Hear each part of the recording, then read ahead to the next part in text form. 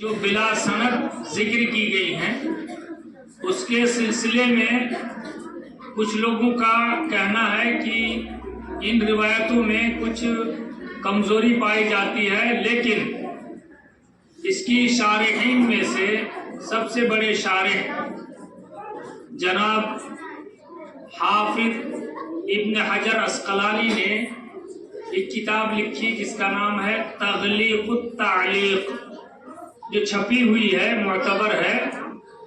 اس میں انہوں نے تمام معلق روایتوں کی سندیں ذکر کر کے رکھ دی ہیں اور معلق روایتوں کا دروازہ انہوں نے بند کر دیا کہ سب روایتیں، معلق روایتیں بھی صحیح ہیں، قابل اعتبار ہیں، قابل عمل ہیں۔ لہذا یہ بات سمجھ میں آ گئی کہ الجامع الصحیح المسند، جو مسند کا لفظ ہے تو سند والی روایت کے سلسلے میں انہوں نے صحیح کہا ہے، لیکن جو معلق روایتیں ہیں وہ بھی صحیح قرار پائی ہیں۔ تو اس طرح سے یہ کتاب تمام حدیث کی کتابوں میں جو صحت کے اعتبار سے سب سے اوپر ہے، سب سے پائے کی ہے، سب سے مضبوط ہے۔ آپ لوگوں نے پڑھا ہوگا مراتب الصحاح، صحیح حدیثوں کے رتبے کیا ہیں، مراتب کیا ہیں۔ تو نمبر 1 پہ آپ لوگوں نے پڑھا ہوگا کہ متفق علیہ روایت کو نمبر 1 پہ رکھا جاتا ہے۔ اب متفق علیہ روایت جس پر ایک صحابی سے روایت ہو اور امام بخاری اور امام مسلم نے اس کو روایت کرنے میں اتفاق کیا ہو تو اس کو متفق علیہ روایت کہتے ہیں۔ تو نمبر 1 پہ متفق علیہ روایت، پھر نمبر 2 پہ من فرد بہل بخاری، جس کو بخاری نے روایت کی ہو اکیلے۔ نمبر 3 پہ من فرد بہ مسلم، جس کو امام مسلم نے روایت کی ہو۔ نمبر 4 پہ جو ما جاء علی شرط البخاری، امام بخاری کے شرط پر آئے، اس کے بعد جو امام مسلم کے شرط پر آئے۔ اس طرح سے صحیح روایتوں کی درجہ بندی کی گئی ہے، اس میں نمبر 1 پہ متفق علیہ روایت کو رکھا گیا ہے۔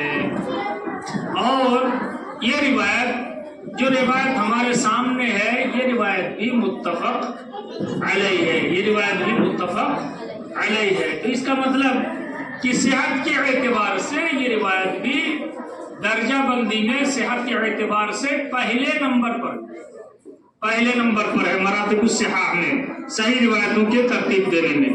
اب ہم لوگ امام بخاری کی عادت کے مطابق امام بخاری کی زندگی کے سلسلے میں کچھ زیادہ نہ گفتگو کرتے ہوئے بہتر یہ ہوگا کہ ہم لوگ باب کو سمجھیں اور باب کو سمجھنے کے بعد ہم لوگ حدیث کو سمجھیں۔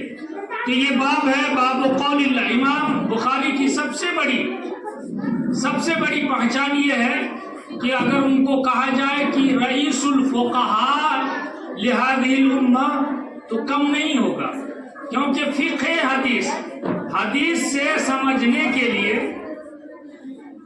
حدیث کو سمجھنے کے لیے اس سے مسائل مستنبط کرنے کے لیے سب سے زیادہ اگر امام بخاری رحمہ اللہ نے فقہ حدیث کو جس طرح سے سمجھا ہے، ایک حدیث کو مختلف ابواب میں لا کر اس سے مسائل نکالنے کی، مستنبط کرنے کی انہوں نے جو کوشش کی ہے، یہ بات انہی کے لیے خاص ہے۔ دوسرے لوگ اس طرح سے ان کے زمانے میں یا ان کے بعد کے زمانے میں اس طرح سے ایک حدیث سے کئی مسائل نکالنے میں اتنی لوگوں کے پاس اتنی فقہ نہیں رہی ہے۔ تو ان کی حدیث کو سمجھنا، پہلے باب کو، جس کو ترجمۃ الباب کہتے ہیں، پہلے باب کو سمجھنا ضروری ہے کہ باب کیا ہے۔ باب کو اگر آدمی سمجھ لیا اور باب کے ساتھ حدیث کی مطابقت کیا ہے اس چیز کو اگر بتا دیا اور طالب علم کو سمجھ میں آ گیا کہ دونوں کے درمیان مطابقت کیا ہے، تو بات پھر بخاری پڑھنے اور پڑھانے میں پھر وہی مزہ آتا ہے کہ بخاری کیا چیز ہے، سمجھنے سمجھانے میں اس کو پھر سمجھ میں آتا ہے۔ تو امام بخاری کی فقہ کو سمجھنا بہت ہی یعنی دقت کی بات ہے، اور اس طرح سے وہ روایتوں کو ذکر کرتے ہیں کہ یہاں جیسے اس میں کہا کہ قرآن کی آیت لاتے ہیں باب میں، اور یہاں انہوں نے عادتاً قرآن کی آیت کو ذکر کیا۔ کوشش یہ کرتے ہیں کہ ہر باب میں قرآن کی آیت آ جائے، جہاں جہاں ملتی ہے قرآن کی آیت کو ذکر کرتے ہیں۔ یا قرآن کی آیت ذکر کیا وَنَضَعُ الْمَوَازِينَ الْقِسْطَ، اور ہم رکھیں گے انصاف کا ترازو، ہم انصاف کے ترازو رکھیں گے، یعنی قیامت کے دن، یوم القیامہ، قیامت کے دن بندوں کے اعمال کو تولنے کے لیے ہم انصاف کے ترازو لگائیں گے۔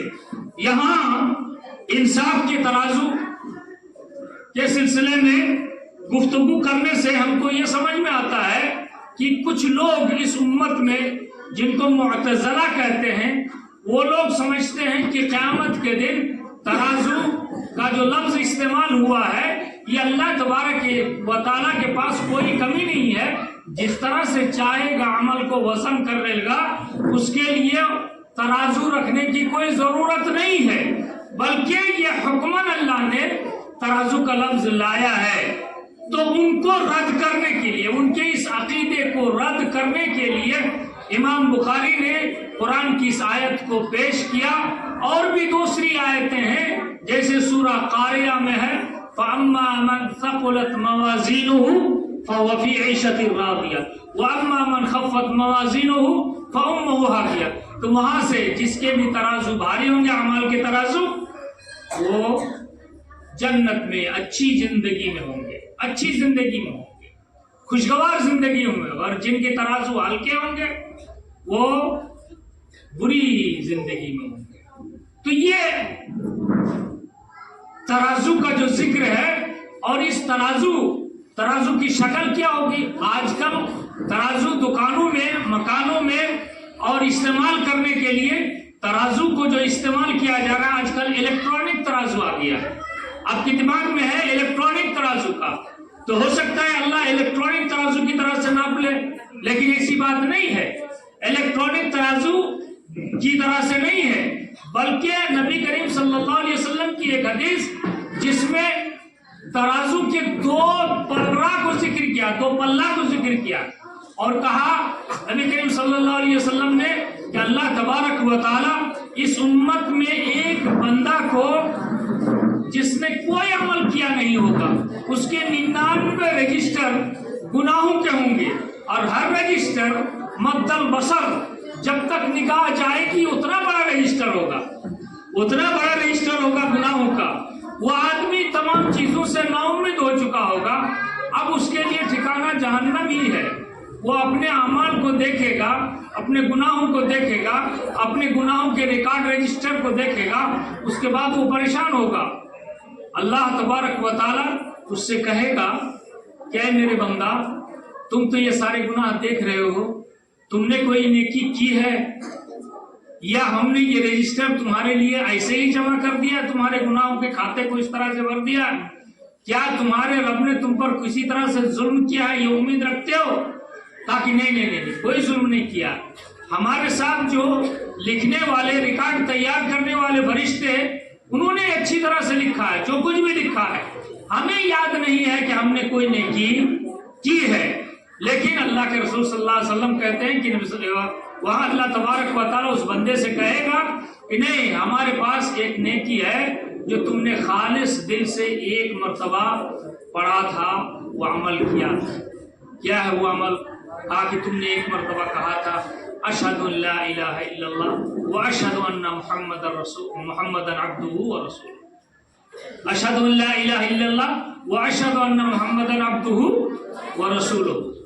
صرف یہ کلمہ شہادت ہے، صرف اس کلمہ شہادت کو وہ بندہ خالص دل سے پڑھا ہوگا، اس کو ایک کاغذ پہ لکھا ہوگا کہ بنی آدم کے اعمال کو کس طرح سے تولا جانا ہے، اور یہاں ترازو لگا کر اللہ تبارک و تعالیٰ نے دکھا دیا کہ ایک پلے میں جب اس چیز کو رکھا گیا اور دوسرے پلے میں تمام چیز، تمام 99 رجسٹر، تو فتاشت الکفہ، تو یہ رجسٹر والا جو پلہ ہے یہ اوپر اٹھ جائے گا، وَثَقُلَتِ الْكِفَّةِ الَّتِي فِيهَا اسْمُ اللَّهِ، اور وہ پلہ بھاری رہ جائے گا، زمین پہ لگا ہی رہ جائے گا جس میں اللہ کا نام ہے۔ اور حقیقی بات یہ ہے کہ اللہ کے نام کا مقابلہ، اللہ کے کلمہ کا مقابلہ، اللہ کی توحید کا مقابلہ کوئی کر نہیں سکتا۔ اللہ کی توحید سب سے بڑی چیز ہے، اللہ کا نام سب سے بڑی چیز ہے۔ تو افراد اللہ بالعبادت، توحید کی تعریف میں یہی کرتے ہیں ہم لوگ کہ صرف ایک اللہ کی عبادت کی جائے، اور کلمہ توحید جو ہے، جو کلمہ شہادت ہے، اس کلمہ شہادت یہ مکمل طور پر وہاں لکھ کر رکھا جائے گا، اور اس کا وزن اتنا کہ یہ 99 رجسٹر سب ہلکے ہو جائیں گے۔ یہاں سے ایک بات اور ہم کو سمجھ میں آتی ہے، یہ تو 2 پلہ ہو گیا، تو اس سے پتہ چلتا ہے کہ 2 پلہ کا ترازو ہوگا، لیکن یہ بھی ہے کیا ترازو سب کے لیے الگ الگ ہوگا یا ایک ہی ترازو ہوگا؟ مختلف اقوال ہیں اس سلسلے میں، یا ایک ہی بندہ کے الگ الگ ترازو ہوں گے الگ الگ عمل کے؟ مثلا توحید کے لیے کوئی ترازو، نماز کے لیے کوئی ترازو، روزہ کے لیے کوئی ترازو، زکوٰۃ کے لیے کوئی ترازو، حج کے لیے کوئی ترازو، امر بالمعروف کے لیے کوئی ترازو، نہی عن المنکر کے لیے کوئی ترازو، نیکیوں کا کچھ ترازو، بدیوں کا کچھ ترازو، اس طرح سے کیا الگ الگ ترازو ہوں گے؟ تو بہت سارے علماء نے اس کو ذکر کیا کہ بہت سارے ترازو ہو سکتے ہیں، لیکن راجح ہے جو جس چیز کو امام ابن حجر اسقلانی نے کہا ہے کہ ایک ترازو ہوگا، ہر بندے کا ایک ترازو ہوگا، یہ راجح مسئلہ ہے۔ انہوں نے کہا کہ کیا تو جمع ذکر کرنے کی کیا ضرورت ہے؟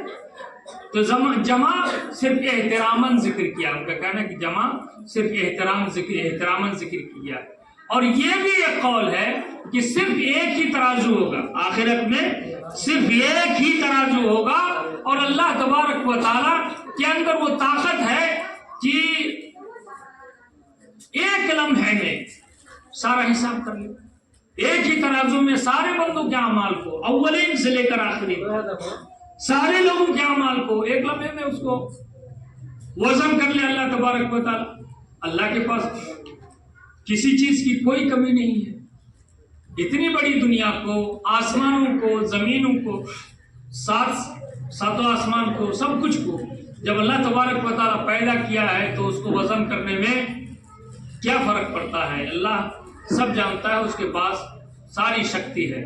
تو یہاں سمجھ میں آتا ہے کہ ترازو ایک بھی ہے اور ہر بندے کے لیے ایک ہے، یا ہر بندے کے ہر عمل کے لیے الگ الگ ہے، مختلف اقوال ہیں، لیکن امام ابن حجر اسقلانی نے ہر بندے کے لیے ایک ترازو، اور دوسرے بعض علماء نے کہا کہ نہیں، ایک ہی ترازو سب کے لیے ہوگا۔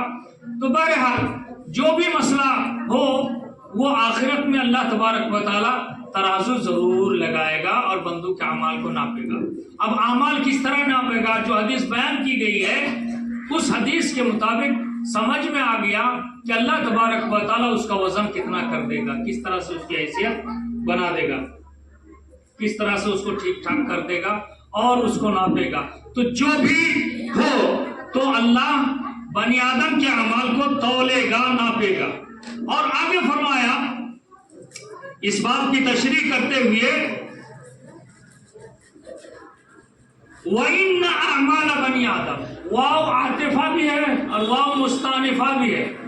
اگر اِنَّ پڑھتے ہیں تو واو عاطفہ ہے، مستانفہ ہے، اور اَنَّا اگر پڑھتے ہیں تو واو عاطفہ ہے۔ وَأَنَّ، اور آدم کی اولاد کے اعمال، وَإِنَّ أَعْمَالَ بَنِي آدم، آدم کے اولاد کے اعمال، وَقَوْلُهُمْ، اور ان کی باتیں، صرف عمل ہی نہیں بلکہ ان کی باتیں جو کچھ بولتا ہے انسان۔ سورہ قاف میں آپ نے پڑھا ما یلفظ من قول الا لدیہ رقیب عتید، کہ آدمی زبان سے کوئی بات بولتا ہے تو وہ زبردست فرشتہ اس کو نوٹ کر رہا ہے. اس کا مطلب کہ ہمارا عمل زبردست اللہ کے سی سی کیمرے میں نوٹ ہو رہا ہے. اللہ کا جو کیمرہ ہے، اللہ کے کیمرے میں ہم ہیں، اللہ کے راڈار پہ ہم ہیں. ہمارا ہر عمل اللہ نوٹ کر رہا ہے، ہر بات، ہر عمل اللہ نوٹ کر رہا ہے، اور اس کا بدلہ اللہ تبارک و تعالی ہم کو دے گا. اس کے بعد آگے فرمایا توزنو اور یوزنو. اگر توزنو پڑھا جائے تو یہ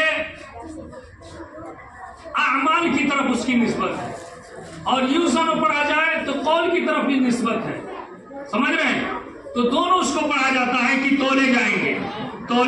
وقال مجاہد، امام مجاہد کہتے ہیں کہ القسطاس او القسطاس، قسطاس یا قسطاس، یہ لفظ رومی زبان میں انصاف کو کہتے ہیں. رومی زبان میں انصاف کو کہتے ہیں، عدل کو کہتے ہیں. لیکن رومی زبان ہو یا کوئی دوسرا زبان ہو، لیکن قرآن کے اندر اس لفظ کے استعمال ہونے کے بعد، قرآن کے اندر اس لفظ کے استعمال ہونے کے بعد وہ فصیح عربی زبان بن گئی. وہ فصیح عربی زبان ہے. قسطاس یا قسطاس یہ ترازو کو کہہ دیا ہے، انصاف کو کہتے ہیں. اور یہ انصاف کا لفظ، یہ لفظ جب قرآن میں استعمال ہوا ہے، نبی کی زبان میں استعمال ہوا ہے، تو وہ فصیح عربی ہے. وہ فصیح عربی ہے. گرچہ اس کو رومی کہا گیا ہے، رومی زبان میں، روم والوں کی زبان ہے کہ وہ لوگ قسطاس یا قسطاس انصاف کو کہا کرتے تھے. اب آگے ہم لوگ چلیں گے. وَيُقَالُ الْقِسْطُ مصدر المقسط. قسط کا لفظ استعمال ہوا ہے اقسط یقسط اقساطا وقسطا. تو یہ باب افعال کا وہ مصدر ہے، اقساط بھی اور قسط بھی. تو قسط مصدر ہے، تو قسط مصدر ہے کس کا؟ اور اس کا اسم فاعل ہے مقسط. مقسط کا معنی ہے عادل کے، انصاف کرنے والا. اور وہی اگر باب ثلاثی سے اس کو لے کر آئیں، ثلاثی مجرد سے، تو ثلاثی مجرد سے لے کر آئیں تو قسط یقسطو کے مطلب یہ ہو جائے گا ظلم یظلم کے معنی، جارا یجورو کے معنی، میں نے ظلم کرنے کے معنی. اسی سے جائر میں نے ظلم کرنے والا. تو اسی طرح سے ہم یہ کہیں گے کہ اگر قسط یقسط و قاسط، اسی سے قاسط اگر ذکر کیا جائے تو اس کا مطلب یہ ہوگا وہ ظالم ہے، اس آدمی نے ظلم کیا ہے. اور اس کے اقصدہ سے ظلم اگر لایا جائے تو اس کا معنی ہوگا انصاف کرنے والا، عدل کرنے والا. امام بخاری رحمہ اللہ اپنے ہی سند سے ذکر کر رہے ہیں. قال حدثنا احمد بن اشکاب. احمد بن اشکاب یہاں صیغہ تحدیث ذکر ہے. اسی طرح سے آگے محمد بن فضیل سے بھی صیغہ تحدیث ذکر ہے. اس کے بعد عمارہ بن قعقاع سے پھر آپ نے عنعنہ استعمال کیا ہے. اسی طرح سے ابی زرعہ رازی سے بھی آپ نے، ابی زرعہ سے بھی آپ نے عنعنہ استعمال کیا ہے. تو یہ حضرت امام بخاری نے تحدیث کا لفظ بھی استعمال کیا اس سند میں، اور عنعنہ کا بھی لفظ استعمال کیا اس سند میں. اور جس طرح سے روایت ملی اس طرح سے اس سند کو انہوں نے استعمال کیا ہے. اور یہ سند بہت مضبوط سندوں میں سے ایک سند ہے. وعن ابی ہریرہ، کس سے بھی روایت کرتے ہیں؟ ابو ہریرہ. ابو ہریرہ کا نام بتا سکتی ہیں کوئی بچی؟ محمد. ابو ہریرہ کا نام محمد؟ نو. عبد الرحمن بن صخر. عبد الرحمن بن صخر دوسی. ابو ہریرہ کا نام ہے عبد الرحمن بن صخر دوسی. ابو ہریرہ رضی اللہ تعالیٰ عنہ نے 7373 حدیثیں، کتنے؟ 7373 حدیثیں روایت کی ہیں. 7373 حدیثیں. اور کتنا وقت ملا ان کو نبی صلی اللہ علیہ وسلم کے ساتھ رہنے کا؟ 3 سال چند مہینے. 3 سال چند مہینے. تو 3 سال چند مہینے میں 7773 حدیثیں. اتنی حدیثیں انہوں نے کیسے نبی صلی اللہ علیہ وسلم سے یاد کر لی؟ مرویات ابی ہریرہ پر لوگوں کو اعتراض ہونے لگا. بہت لوگوں نے اعتراض کیا ہے کہ ابو ہریرہ رضی اللہ تعالیٰ عنہ نے ان چیزوں کو اس سے اس سے سنا ہے، ڈائریکٹ نبی سے نہیں سنا ہوگا، بلکہ انہوں نے سب بیان کر دیا. زبان اچھی تھی، انہوں نے بیان کر دیا. ایسی بات نہیں ہے. بہت لوگوں نے ابو ہریرہ پر اعتراض کیا ہے. شیخ دکتور مصطفیٰ سبائی نے ایک کتاب لکھی ہے، اس میں بھی انہوں نے اس کا جواب دینے کی کوشش کی. اور اسی طرح سے ماضی قریب میں 2 سال قبل جامعہ اسلامیہ مدینہ منورہ کے جو کلیت الحدیث کے پروفیسر تھے، پرنسپل تھے، جناب ڈاکٹر ضیاء الرحمن اعظمی صاحب نے بھی انہوں نے ابو ہریرہ کی مرویات پر پی ایچ ڈی کی ڈگری حاصل کی. اور پی ایچ ڈی کی ڈگری حاصل کی تھی. اور انہوں نے ایک ایک چیز کو ابو ہریرہ کے سلسلے میں بیان کیا کہ ایک دن میں کئی حدیث پڑھتی ہے یاد کرنے کے لیے. اور بلا کے ذہین ابو ہریرہ بلا کے ذہین تھے. پہلے کچھ بھول جایا کرتے تھے. نبی کریم صلی اللہ علیہ وسلم سے شکایت کی کہ دیکھیے میری ذہانت میں کچھ کمزوری ہے، آپ میرے لیے خاص دعا کر دیجئے. تو نبی کریم صلی اللہ علیہ وسلم نے ابو ہریرہ کے لیے دعا کی اور کہا کہ آپ اپنے دامن کو پھیلائیے. ابو ہریرہ نے اپنے دامن کو پھیلا لیا. اس کے بعد کہا کہ اضمم الی صدرک، اپنے دامن کو سینے سے لگا لو. پھونک دیا اللہ کے رسول صلی اللہ علیہ وسلم نے اور کہا اس دامن کو سینے سے لگا لو. تو حضرت ابو ہریرہ کہتے ہیں جب سے میں نے سینے سے لگا لیا اس کے بعد سے میں نے کوئی حدیث نہیں کی، کچھ بھی نہیں بولی. اور حضرت ابو ہریرہ رضی اللہ تعالیٰ عنہ صفہ کے مقام پر مسجد نبوی میں آج بھی وہ چبوترا موجود ہے. حجرہ رسول کے بغل میں صفہ آج بھی موجود ہے کہ چند طالب علم وہاں بیٹھے رہتے تھے. کسی کے گھر میں جاگیر نہیں تھی، کسی کے گھر میں بھی کہ فلاں کے گھر میں جائیں گے کھا کر آئیں گے، ہاں ہمارے فلاں مکھیا کے گھر میں جاگیر ہے، یا فلاں سردار کے گھر میں جاگیر ہے، یا فلاں عالم کے گھر میں جاگیر ہے. کسی کے گھر میں جاگیر نہیں تھی.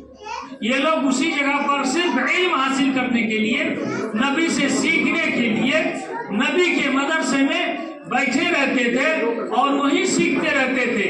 ان کے جسم کے کپڑے پھٹے ہوئے رہتے تھے اور وہ پریشان، اپنے جسم کو چھپانے کے لیے جو کپڑا تھا وہ کپڑا بھی صحیح سلامت نہیں رہتا تھا. بہت پریشان رہتے تھے. لیکن ایک فکر تھی کہ ہم کو علم سیکھنا ہے، ہم کو علم سیکھنا ہے. ابو ہریرہ رضی اللہ تعالیٰ عنہ کے ساتھ بھی یہی مسئلہ تھا. کبھی کبھی آپ پر بے ہوشی طاری ہو جاتی تھی بار بار بھوکے رہنے کی وجہ سے. اور مدینے کے لوگ آتے تھے اور کہتے تھے کہ ہمارا یہ دوسی بھائی ہے، اس کو مرگی کی بیماری ہو گئی. حضرت ابو ہریرہ کہتے ہیں کہ میں ان کی آواز کو میں سنتے رہتا تھا اور میں کچھ جواب نہیں دیتا تھا کہ میں کیا جواب دوں ان کو. یہ جان نہیں رہے ہیں کہ میں بھوک کی وجہ سے میں اتنا پریشان ہوں، مجھے کوئی بیماری نہیں ہے. تو بچیوں، تعلیم حاصل کرنے کے راستے میں پریشانیاں ہو سکتی ہیں. آج جس انداز میں ادارے قائم ہیں، اس انداز میں ادارے اس زمانے میں قائم نہیں تھے. ماضی قریب میں آج سے 50 سال پہلے، 30 سال پہلے اس طرح کے ادارے تھے نہیں. لیکن آج اگر کسی دن تھوڑا سا سالن بھی کم ہو جائے تو لڑکیاں پوری زمین کو آسمان کی طرح سے سر پہ اٹھا لیں گی، بلڈنگ کو اٹھا لیں گی اور کہیں گی ہے کھانا ہی ایسا ہو گیا، ویسا ہو گیا، یہ ہو گیا، وہ ہو گیا.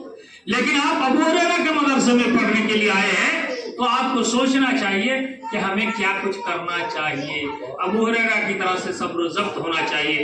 اور یہی ابو ہریرہ رضی اللہ تعالیٰ عنہ کے سلسلے میں ایک اور واقعہ، چھوٹا سا واقعہ، کہ ان کی ماں کہا کرتی تھی کہ نہیں، تم اسلام سے پھر جاؤ، محمد کے ساتھ مت رہو، محمد کے ساتھ صلی اللہ علیہ وسلم ان کے ساتھ مت رہو، ان کے دین پر مت چلو.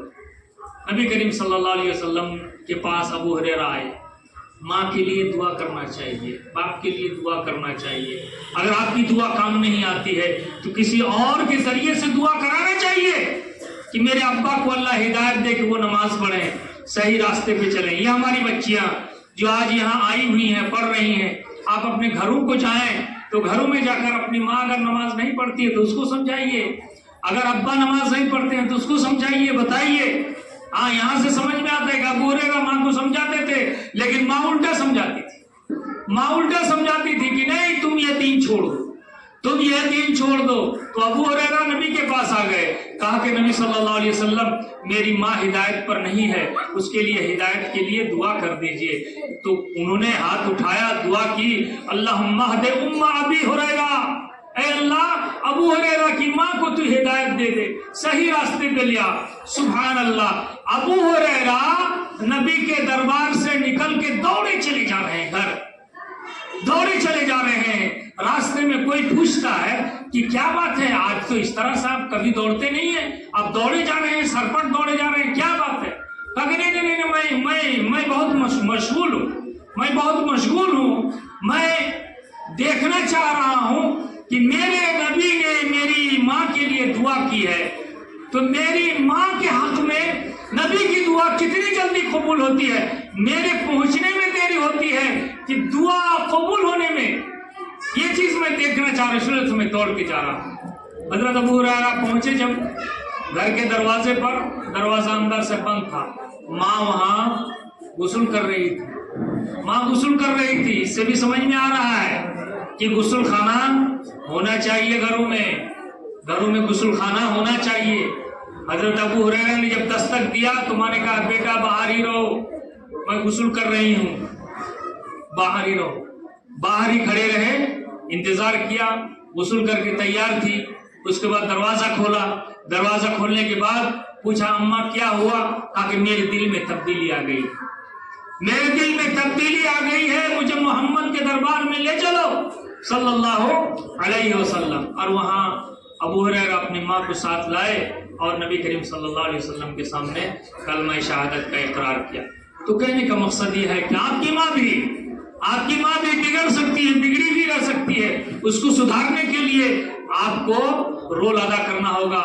مدرسہ ابو ہریرہ سے آپ تعلیم پا رہی ہیں، آپ کی ماں کچھ بھی بول سکتی ہے، ہاں آپ کے باپ بھی کچھ بھی بول سکتے ہیں، لیکن اس کو سہن کرنا ہوگا، برداشت کرنا ہوگا، اور برداشت کر کے آپ کو صحیح طریقہ اختیار کرنا ہوگا. اگر ابا آپ کے صرف رمضان ہی میں نماز پڑھتے ہیں تو آپ گھر میں جائیں تو ابا کے لیے پانی لا کر پیش کر دیں.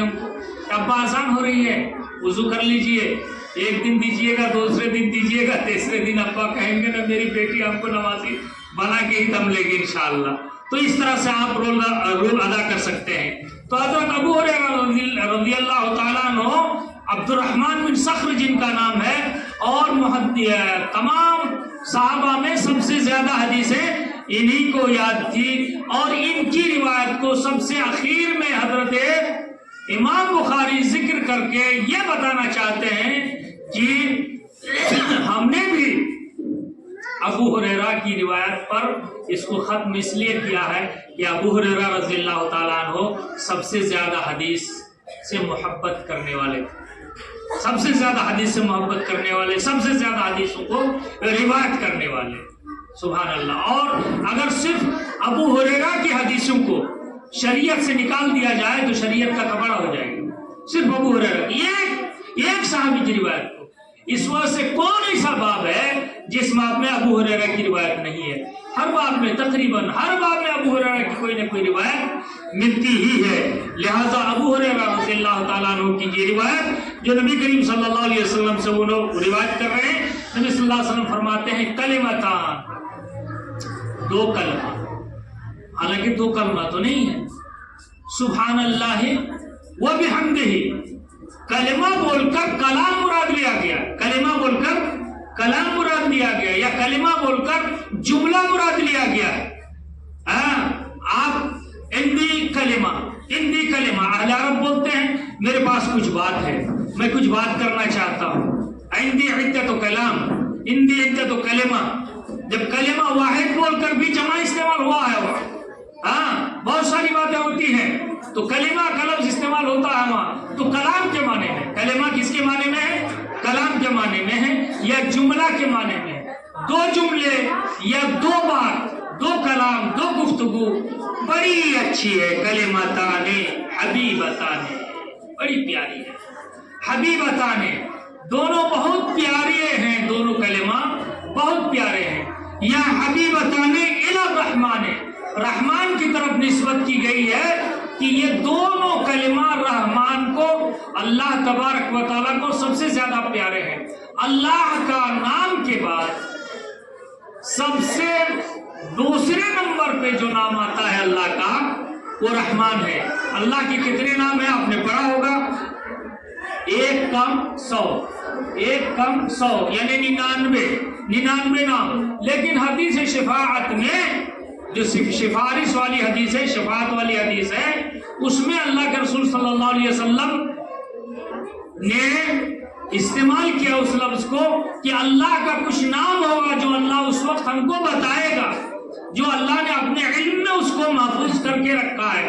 تو وہاں سے پتہ چلتا ہے کہ اللہ کے بھی اور نام ہیں، اللہ کے اور بھی نام ہیں، اور اس سے یہ بھی پتہ چلتا ہے کہ اللہ تبارک و تعالی کے اندر جو صفت حب ہے، محبت کرنے کی صفت ہے، وہ یہاں بتایا گیا ہے کہ اللہ تبارک و تعالی محبت کرتا ہے۔ اسی طرح سے اللہ تبارک و تعالی غصہ کرتا ہے، اسی طرح سے اللہ تبارک و تعالی ناراض ہوتا ہے، اور اسی طرح سے اللہ تبارک و تعالی مسکراتا ہے، ہنستا ہے، اور بہت ساری اللہ تبارک و تعالی کی صفتیں آپ نے پڑھی ہیں۔ اور اللہ کی صفتیں تمام ہوتی ہیں، ناقص نہیں۔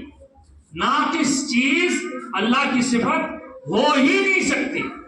تو اللہ کی جتنی صفتیں ہیں وہ صفت کمال ہیں، صفت ناقص نہیں ہے۔ اس وجہ سے اللہ کمال محبت اس کے پاس ہے، محبت کی انتہا ہے اللہ کی محبت کی انتہا ہے۔ تو یہ حبیبتان الی الرحمن، اب یہ رحمان کا لفظ جو ہے رحیم کے لفظ سے زیادہ شامل ہے اس میں معنی، زیادہ شامل ہے اس میں معنی۔ اور لوگ بیان کرتے ہیں کہ رحمان فی الدنیا والآخرہ، دنیا اور آخرت دونوں جگہ پر اللہ تبارک و تعالی مہربان ہے، دونوں جگہ پر۔ اور رحیم فی الآخرہ اس طرح سے کہا گیا۔ اور ایک قول یہ کہا گیا ہے کہ رحمان للمومنین وغیرہ، مومن کے لیے اور دوسروں کے لیے رحمان ہے، اور رحیم بالمومنین، اور رحیم کی جو صفت ہے وہ صرف مومنوں کے ساتھ ہے۔ لہذا دونوں میں جو تفریق کی گئی ہے، لیکن زیادہ شامل معنی، رحیم سے بھی زیادہ شامل معنی رحمان کے اندر پایا جاتا ہے۔ خفیفتان علی اللسان، زبان پر یہ دونوں کلام، یہ دونوں کلمے بہت ہلکے ہیں۔ خفیفتان علی اللسان، زبان پر بڑے ہلکے ہیں، اتنے ہلکے کہ سبحان اللہ وبحمدہ، سبحان اللہ العظیم، بہت ہلکے ہیں۔ تو زبان پر بڑے ہلکے ہیں، لیکن ثقیلتان فی المیزان، یہی محل استشہاد ہے۔ ثقیلتان فی المیزان، یہی مطابقت ہے باب سے۔ وَنَزَعُ الْمَوَازِينَ الْقِسْطَ، ہم انصاف کا ترازو لگائیں گے قیامت کے دن، اور یہاں ترازو میں بھاری ہیں۔ دو کلام، دو جملے، دو کلمے ترازو میں بھاری ہوں گے، محبوب رب کے پیارے ہوں گے۔ یہ دونوں کیا زبان پر ہلکے ہوں گے، یہ میزان میں ترازو میں بھاری ہوں گے۔ یہی ہے محل استشہاد، اور یہی ہے ترجمۃ الباب سے موافقت۔ لہذا اور آگے فرمایا سبحان اللہ وبحمدہ، سبحان اللہ سے پہلے آپ نے ایک محذوف فعل کو مقدر فعل، ایک فعل کو مقدر مانا ہے ہمیشہ کہ جب یہ سبحان اللہ بولا جائے گا اس سے پہلے کون سا فعل کو مقدر مانتے ہیں؟ کوئی بول سکتی ہے؟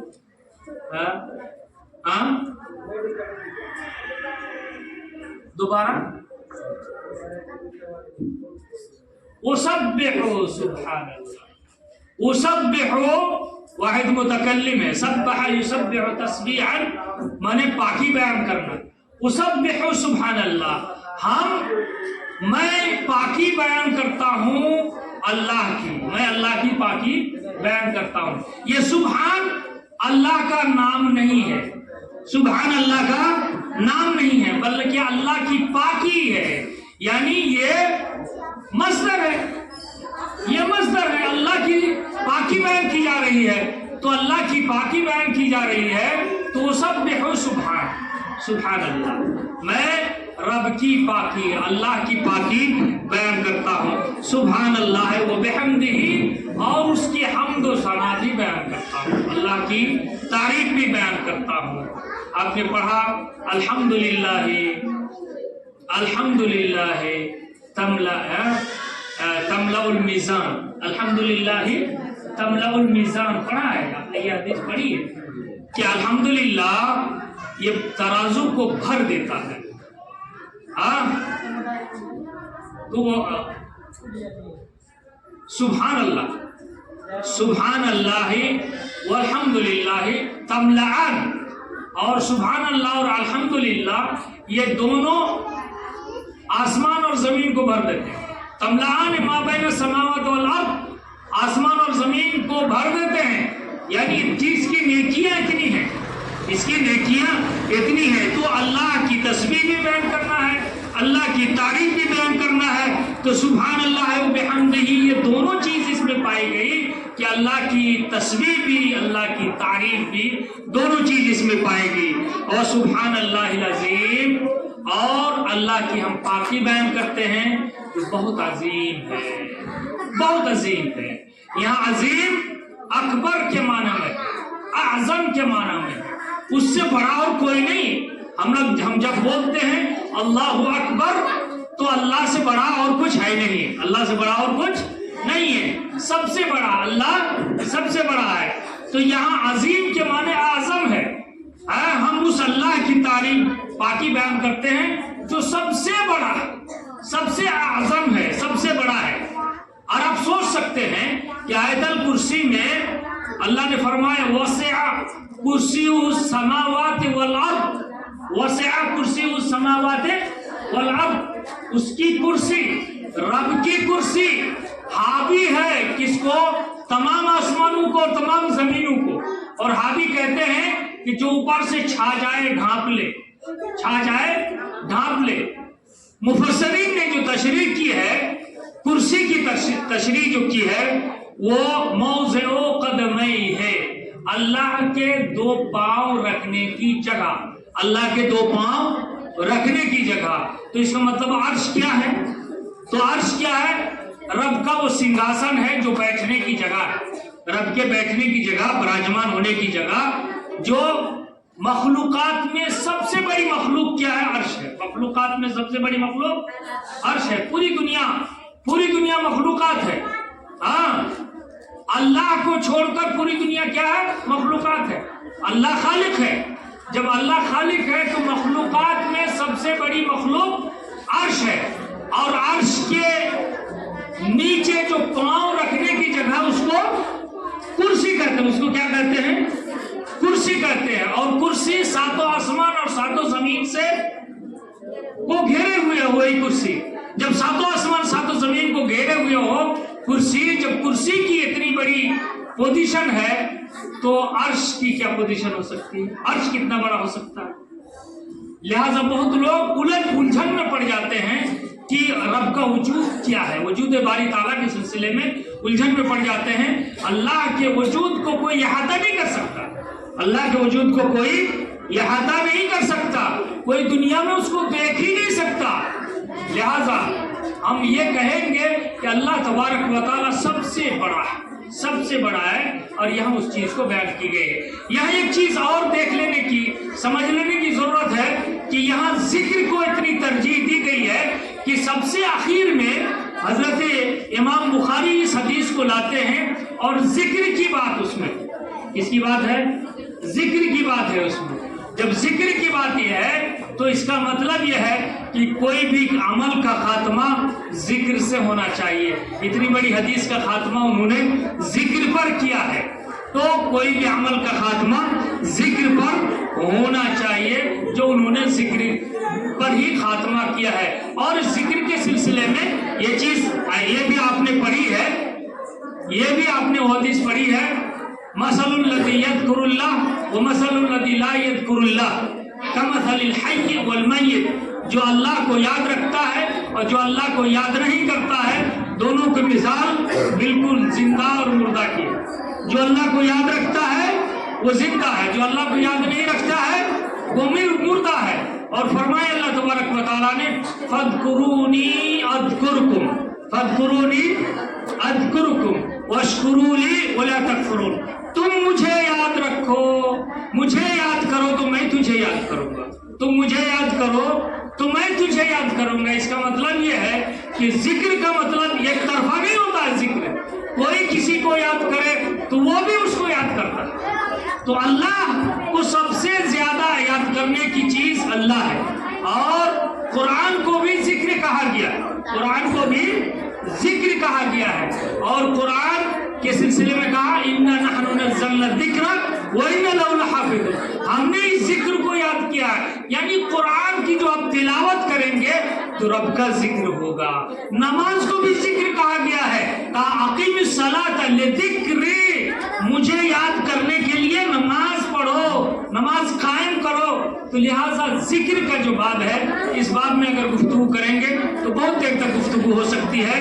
اور میں بہتر سمجھتا ہوں کہ مختصر وقت میں جو آپ کے سامنے اس حدیث کی تشریح جو آپ کے سامنے رکھی گئی، امید کہ یہ حدیث سمجھ میں آ گئی ہوگی. اور اللہ تبارک و تعالیٰ سے ہم دعا کرتے ہیں اللہ تبارک و تعالیٰ ہمیں سب سے پہلے ان گزارشات پر جو باتیں بتائی گئی ان باتوں کے مطابق عمل کرنے کی توفیق عطا فرمائے، اور آپ کو بھی عمل کرنے کی توفیق عطا فرمائے. اور جب اور ہمیں کتاب اللہ اور سنت رسول سے محبت کرنے کی توفیق عطا فرمائے، اس کے مطابق عمل کرنے کی توفیق عطا فرمائے. ہماری زندگی کا جب خاتمہ ہو تو ایمان پر ہو، اور آخرت میں ہمارا ٹھکانہ جنت الفردوس قرار پائے. آمین یا رب العالمین. السلام علیکم ورحمۃ اللہ وبرکاتہ.